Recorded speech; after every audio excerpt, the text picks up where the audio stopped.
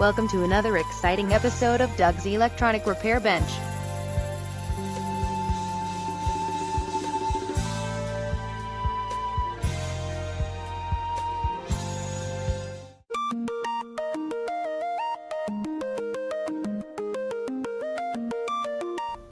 Hi, evening YouTube. I'm here with you this evening to bring you some wonderful news. I been working on the bench wiring, and I think I have it mostly completed. So, without any further ado, I'm going to take you to the live action shots from the bench itself, and we will see what's going on. Afternoon, YouTube. I'm here with you once again to show you what I got come up with here on the bench project. I have the two boxes off, the outlet out, and pretty much ready to rewire. This wire here is the light circuit. This is the end of an extension cord. Am I seeing it now? End of an extension cord. That's going to be rewired up to its plug, which I cut off originally, and that will be rewired onto that. And it will plug into the outlet, which will be on the end there. Now, where I made my changes on this design is instead of using a dedicated receptacle like this on the end, what I plan to do is just use another power strip. And the reason for that is those power strips are rated at 15 amps, and I'm going to have my soldering station plugged into it, and I want to make sure how much it's drawing. I did check the rating on the solder station, and it's not supposed to draw that much. You know, most heating elements draw quite a bit, but this is electronic, so it cut down quite a bit on the draw.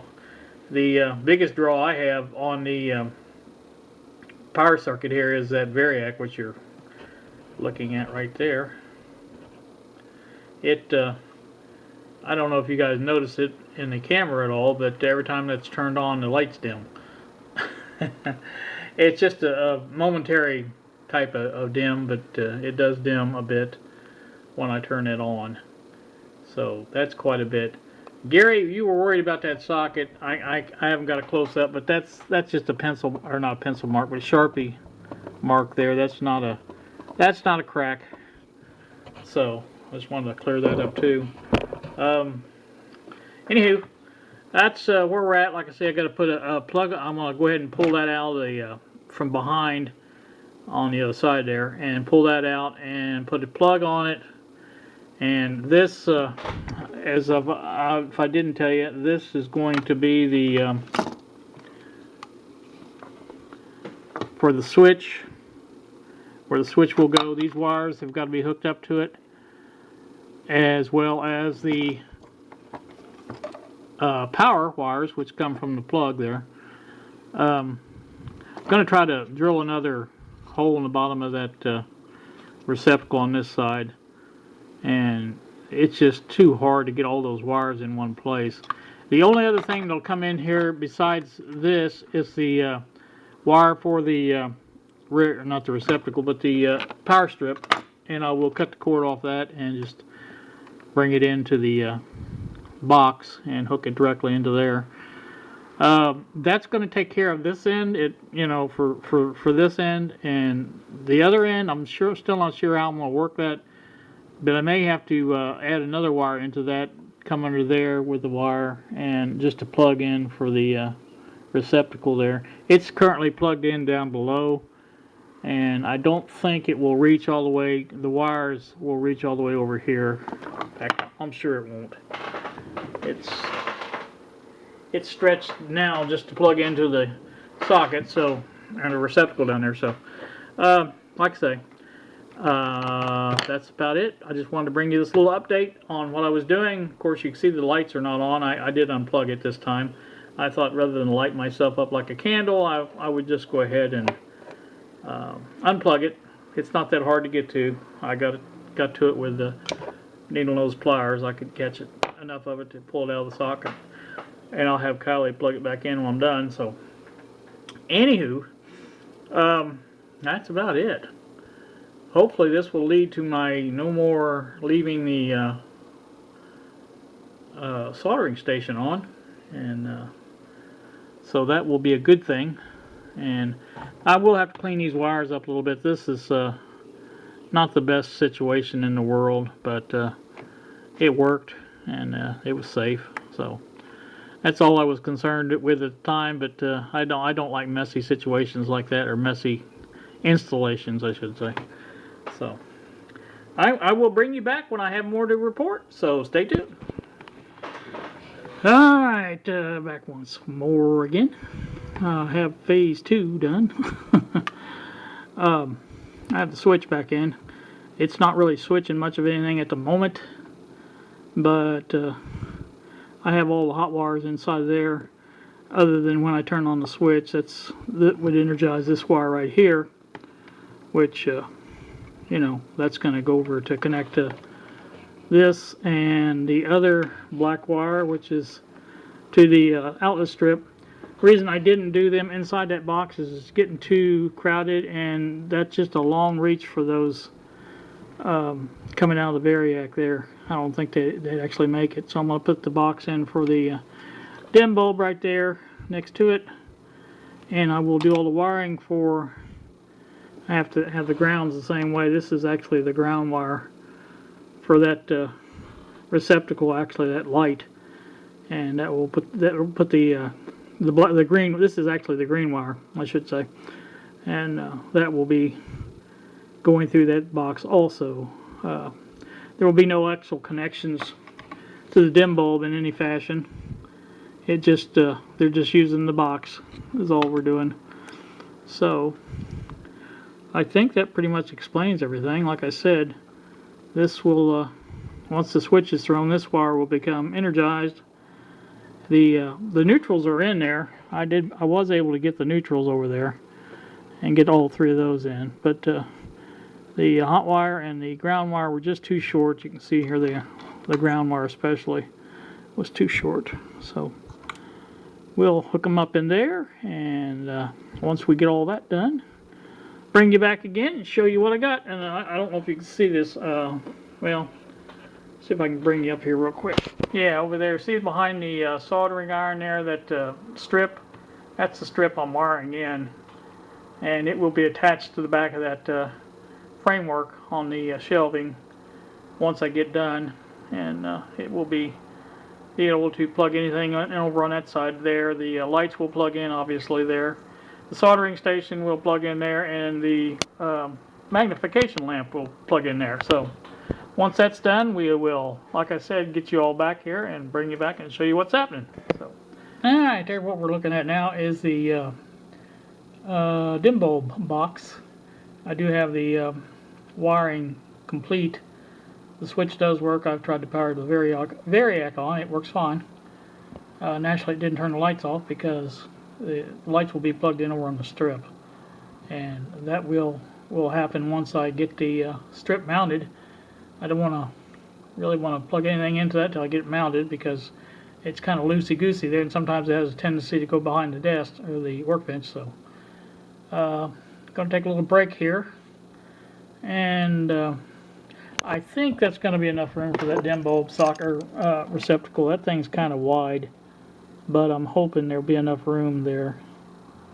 So if nothing else, I'll try to move the black wires down below, let them be down there, and that one up above. Maybe I'll have enough room to get it in there at an angle a little bit, maybe, or something. So we will be back with you a little bit when I get the once I get the strip over here. You can see it over there. It's going to be mounted on the back side of that upright board there.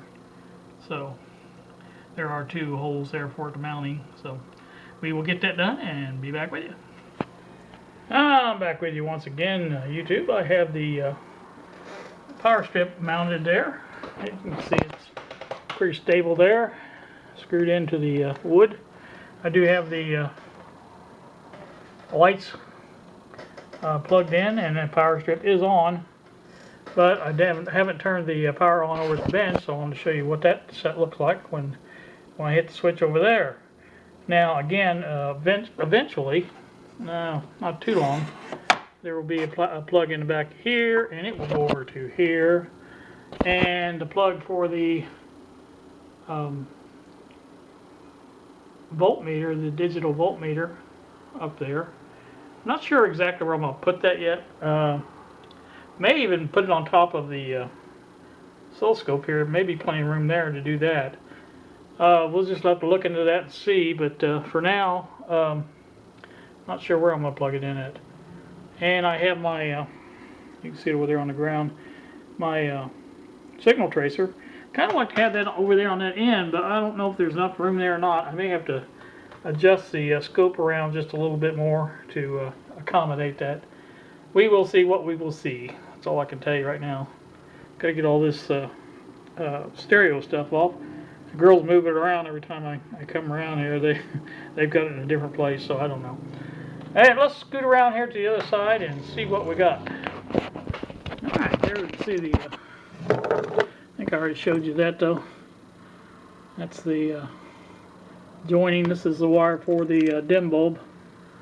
That'll have to be done. I still need more wiring before I can finish that. I have a plug to plug up to it, so I can plug it into that receptacle or the variac, either one. So let's hit the switch and see what happens.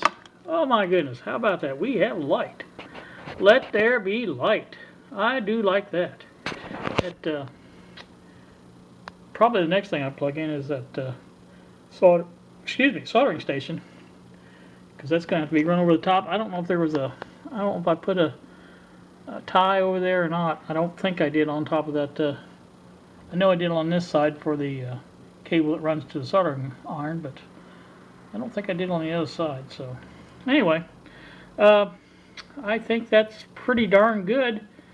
I'm happy with that. Very, very happy, as a matter of fact. And probably the last thing I do, besides plugging in things for the strip itself, is to wire up this, if I can find me a plug. I've got a plug, but I don't want to use it. It's that one plug that I used, you know, for the, I've got this plug, which is kind of heavy duty for what it is. Not saying I couldn't use it, but it's pretty heavy duty. It might be a nice one though, I don't know. Be a use for it. So we may consider that. We'll see what we got and go from there. But it doesn't have to be real long. It just has to be long enough to reach to the box and hook up to one of the other terminals, whatever I need to hook it up to. And that's about it on that. But so we will. I've got to get my wiring diagram out. I forgot how this wires up. But anyway, like I said, it only has to be, maybe a foot long at the most. So we'll see what we got, and if we got enough stuff, I may use that plug. I don't know. It just depends. So for now, I'm going to get off here and get some more work done, and if I have another update, I will bring you back for that. If not, we'll say goodbye. I want to add this bit to it. I got a package in the mail today. This is my little power supply that Sky Carl, told me about, and I'm going to have to build that here one of these days. That'll be a little project. And I think I may wrap this up for tonight. I don't know, because I've got everything plugged in. I've got the light here plugged in. I've got the soldering station plugged in. I've got the lights plugged in. I don't have the scope plugged in yet, but that will be next, and then probably the digital multimeter, and lastly the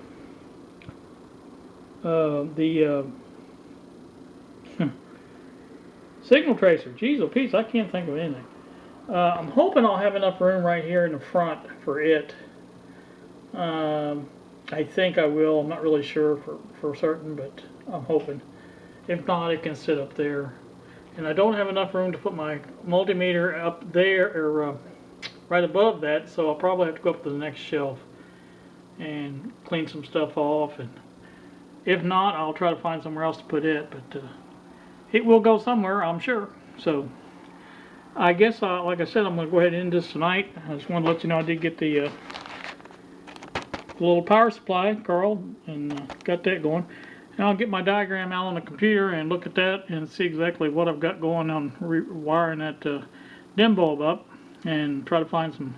Well, I've got plenty of wire right there to use for the cord, because I just need 2 prongs, all I really need. So anywho, that's going to do it for me. I'm going to go ahead and get this all uploaded. And I started on the meter, cleaning it, and then found out or not cleaning it, but testing it, and then found out the dial, the rotary dial on the front seems to be dirty. I'm not really sure exactly. So I'm going to have to take it apart and clean it, and I put it off to the side for now. I do have batteries in it, and it works on ohms scale, works very well on that. It worked a little bit on the DC scale. I did get it to read a battery, but it was reading a little high on that. The 9-volt battery was 10 volts, over 10 volts. So I think it was all I think it had a lot to do with the dial being dirty. So I'll have to take there's a little circuit board on the back of that. I'll have to take that off to clean it. And we'll get on to that too. I've made some video on it already, but I haven't uploaded it yet because I want to put it all together. Try to anyway. So that's going to do it from here. Again, you guys saw it happen. I know you thought it would never ever happen, but it did happen. I did get the strip installed down there, the wiring done, and everything does turn off now when I turn the power switch off, which is what I wanted all along. And that doesn't mean I'm going to leave my other things on all the time. That's just an emergency thing where if I forget to turn something off, it will go off when I turn that off, and I'll pretty much know it the next time I turn it on, see the light on or whatever. But in this case of this light, it comes on. It will come on if I turn the switch on. You know, I mean, if I flip the switch to on and leave it on, it's going to come on the next time I turn it on. So that's that. So that's about it, I think. I keep forgetting. Kylie's in there in the living room. I know she's feeling neglected. So I'm going to shut it off and go in there and upload this and do some other stuff and take it easy the rest of the evening. Alright, now you've seen what's going on in there, and hope you enjoyed that. It was a lot more work than I thought it would be. I had Kylie here to help, and I appreciate that, Kylie. And so I'm going to close out here now, and you guys have a wonderful evening. Thanks so much for watching, and we will see you.